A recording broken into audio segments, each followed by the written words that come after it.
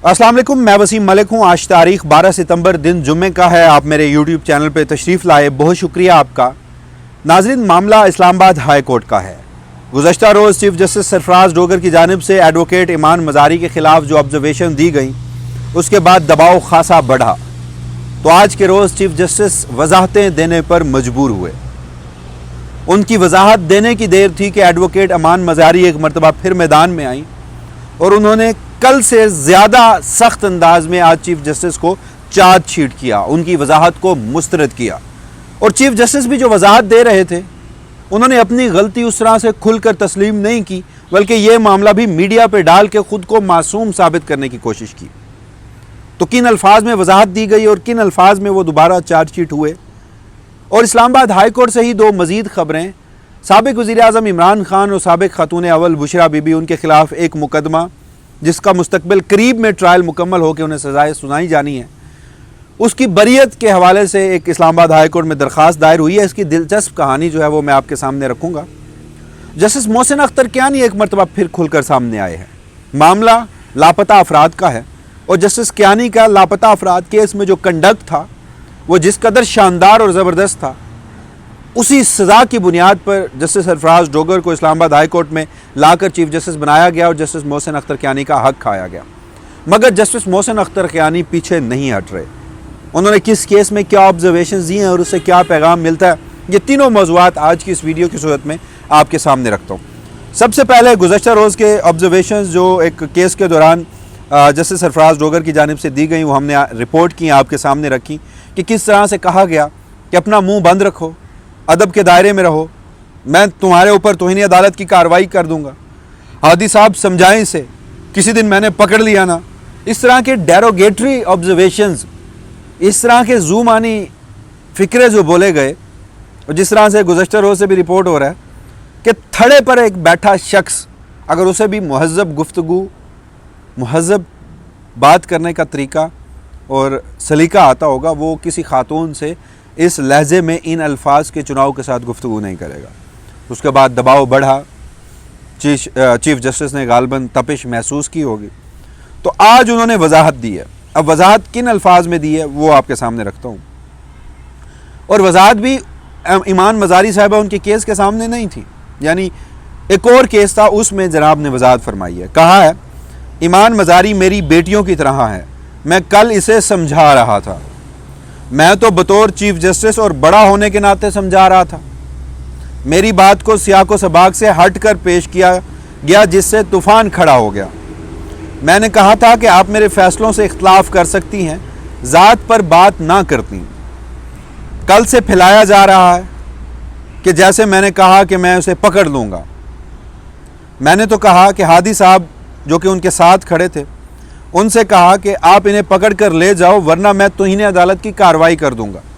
तौहीन अदालत की कार्रवाई हुई तो बच्ची का करियर ख़राब हो जाएगा। मैंने बच्चों की तरह समझाया, लेकिन वो समझ नहीं रही थी। बार बार कह रही थी कि बुनियादी हकूक़, इस कोर्ट के भी बुनियादी हकूक़ होते हैं, क्या नहीं है?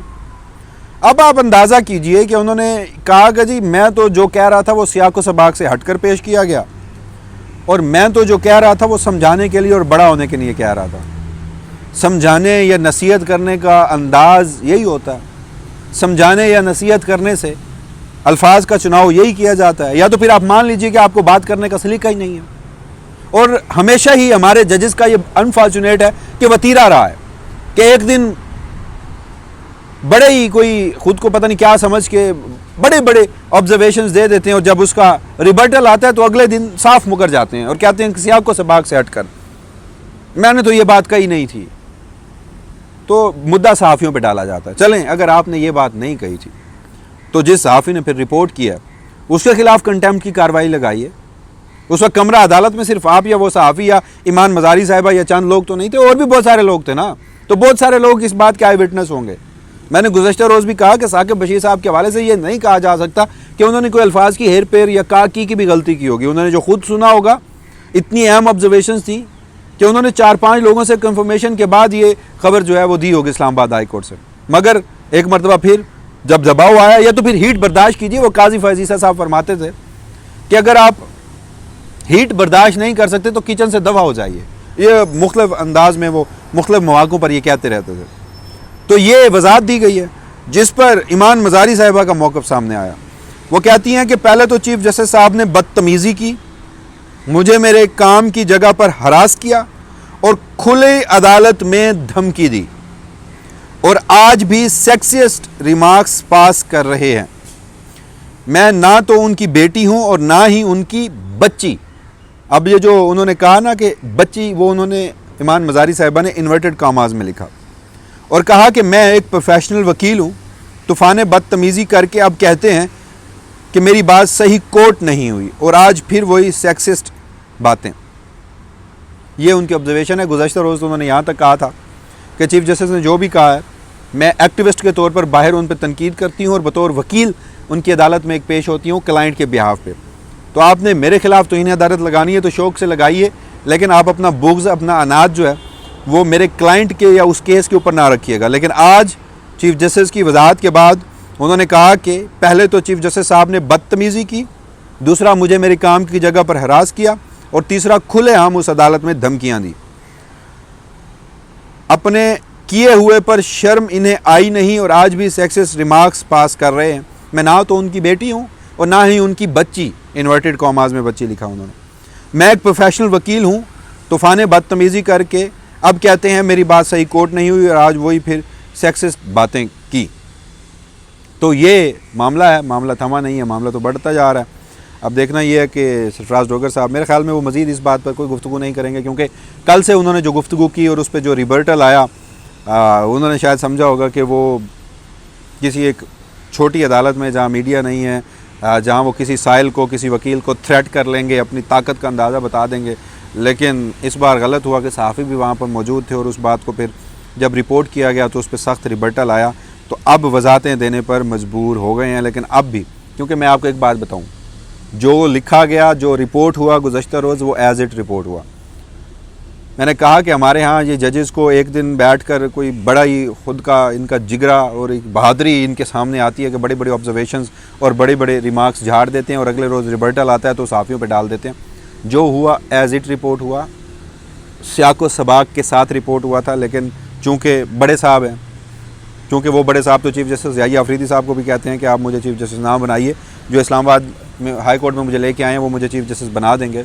वो बड़े साहब इतने ताकतवर हैं कि वो अपनी गलती आज भी खुल के तस्लीम नहीं करेंगे और सहाफ़ियों के ऊपर ये मुद्दा डालेंगे। अब आ जाते हैं दूसरे मामले के ऊपर। हुआ ये कि इमरान खान और बुशरा बीबी के ख़िलाफ़ इस वक्त 190 मिलियन पाउंड में तो वो कन्विक्ट हैं। दूसरा जो उनका ट्रायल इस वक्त अडयाला जेल में आजकल चल रहा है, जिसकी बुनियाद पर ही अलीमा खान और दीगर उनकी बहनें जाती रहीं और वहाँ पर फिर जो एक मैस क्रिएट हुआ अडयाला जेल के बाहर पिछले दिनों, वो हम सब जानते हैं। तो उस सिचुएशन में उस मुकदमे के लिए, उस मुकदमे में बरियत की जो दरख्वास्त थी वो इस्लामाबाद हाई कोर्ट में दायर की गई थी। और ये कब की गई थी? ये इस साल के आगाज़ में की गई थी। फिर जैसे सरफराज डोगर आ गए। खैर, इसकी मैं पूरी तारीख आपको बताता हूँ। बरियत की दरख्वास्तों पर इस्लामाबाद हाई कोर्ट में गुज़श्ता 8 माह से एक भी बाकायदा समाअत नहीं हुई और जस्टिस इनाम अमीन मिनास ने 23 और 28 जनवरी को 2 समाअतें की। लेकिन इमरान खान के वकील ने बेंच पर एतराज़ किया कि कार्रवाई ना हो। उसके बाद केस आज तक दोबारा समाअत के लिए मुकर्रर नहीं हुआ। अप्रैल में केस जल्द समाअत के लिए मुकर्रर करने की मुतफ़र्रिक़ दरख्वास्त की गई थी, जिसे उस वक्त भी 25 अप्रैल को इनाम अमीन मिनास ने मंजूर करके रजिस्ट्रार को कहा था कि जल्द लगाएं, लेकिन उसके बावजूद भी उस केस पर कभी अमल नहीं हुआ, उस फैसले पर कभी अमल नहीं हुआ। वो दरख्वास्त भी समाअत के लिए मुकर्रर नहीं हुई, जिस पर आज के रोज़ सलमान सफदर साहब ने दोबारा जल्द समाअत की मुतफ़र्रिक़ दरख्वास्त दायर की है और कहा गया है कि तोशा खाना 2, जो कि टेक्निकली तोशा खाना का तीसरा मुकदमा है, उसमें इमरान खान और बुशरा बीबी की जो बरियत की दरख्वास्त है उसे आप समाअत के लिए मुकर्रर करें। मैं बार बार एक बात कहता हूँ कि यार फ़ैसला तो जस्टिस सरफराज डोगर ने देना है। फ़ैसला ट्रांसफरी जजेस हैं या नए 26वीं आईनी तरमीम के तहत आए जजेस जो कि सरेंडर कर चुके हैं, जो कि सरेंडर शुरू से ही उन्होंने किया, जो कि मुकम्मल सहूलतकारी मिलिट्री इस्टेब्लिशमेंट और एग्जेक्टिव की कर रहे हैं। फ़ैसला तो आपने देना है, लेकिन केस को समाअत के लिए मुकर्रर तो कीजिए। खौफ इतना है गालबन कि इमरान खान की दरख्वास्तें समाअत के लिए मुकर्रर नहीं होती। अलमिया ही है, हालांकि फ़ैसला इन जजेस ने फिर भी खुद करना है।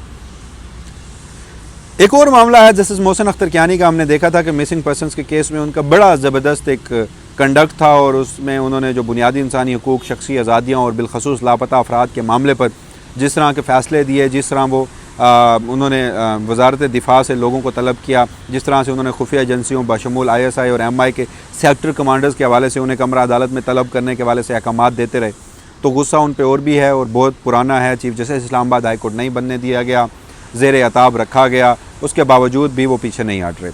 आज एक आम सा मामला था मिसिंग पर्सनस का, उस पर उनके गैर मामूली रिमार्क सामने आए, वो मैं आपके सामने रख देता हूँ।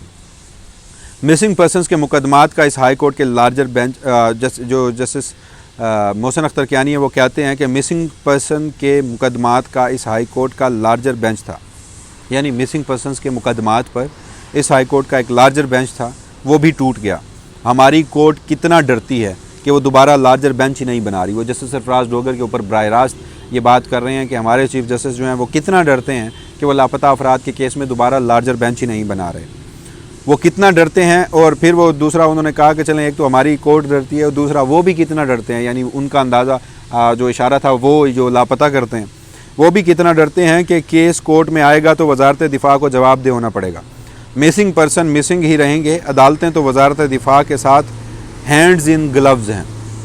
जस्टिस मोहसिन अख्तर कियानी ने मज़ीद कहा और वफाकी हुकूमत के नुमाइंदे से इस्तफसार किया कि इतने ज़्यादा मिसिंग पर्सनस की फैमिलीज़ को 50-50 लाख रुपए कहाँ से देंगे, क्या IMF से मदद लेकर देंगे? बड़ी अजीब बात है कि जिन्हें रियासत दहशतगर्द कहती थी अब उनको मुआवजे की रकम अदा की जाएगी। हुआ कुछ यूँ कि मिसिंग पर्सनस के हवाले से वफाकी हुकूमत ने एक कमेटी बनाई, कमेटी ने सिफारशात गालबन दी और कहा कि हर मिसिंग पर्सनस की फैमिली को 50-50 लाख रुपए के चेक दिए जाएंगे, इतनी रकम दी जाएगी। तो जस्टिस मोहसिन अख्तर कियानी कह रहे हैं कि जितने मिसिंग पर्सनस हैं रियासत पाकिस्तान 50-50 लाख रुपए पूरे कहाँ से करेगी, क्या IMF से मदद करेगी? और फिर दूसरा वो कहते हैं कि रियासत पाकिस्तान तो कहती है कि मिसिंग पर्सनस दहशतगर्द हैं, तो बजाय उन दहशतगर्दों के फिर कार्रवाई के ये तो इन मिसिंग पर्सनस की फैमिलीज़ को मुआवजे की रकम अदा कर रहे हैं। तीसरे नंबर पर जस्टिस मोहसिन अख्तर कियानी कहते हैं कि कितनी अजीब बात है कि जिन लोगों के शहरियों के अगवा पर इनको प्रोसिक्यूट किया जाना चाहिए था, इन्हें बचाने के लिए रियासत लोगों को पैसे अदा कर रही है। तो इस मामले पर आप एक चीज़ का अंदाज़ा लगा सकते हैं कि आपने एक जज के ख़िलाफ़ जिस तरह की भी कार्रवाई की, हक खाया, इस्लामाबाद हाई कोर्ट फतह की, 26वीं आईनी तरमीम की, जजेस को डराया धमकाया, ज़ेर अताब लाए, लेकिन वो आज भी अपने मौक़िफ़ से पीछे नहीं हट रहे। तो मेरे नज़दीक इस घुटन ज़दा माहौल में, ऐसे माहौल में जहाँ अदलिया सरेंडर कर चुकी है, तो अदलिया के अंदर लोग जो इस इदारे का हिस्सा हैं वो आज भी इसकी आज़ादी अपने हल्फ आइन और कानून के मुताबिक अगर खड़े हैं तो ये एक उम्मीद की वाहिद किरण है। तो अब देखना है कि मामलात जो हैं वो मज़ीद क्या रुख अख्तियार करते हैं। मज़ीद जो भी तफसीलात होंगी वसीम मलिक अपनी इसी प्लेटफॉर्म के तवस्सुत से आपकी खिदमत में हाजिर होगा। तब तक के लिए मुझे दीजिएगा इजाज़त। अल्लाह निगहबान।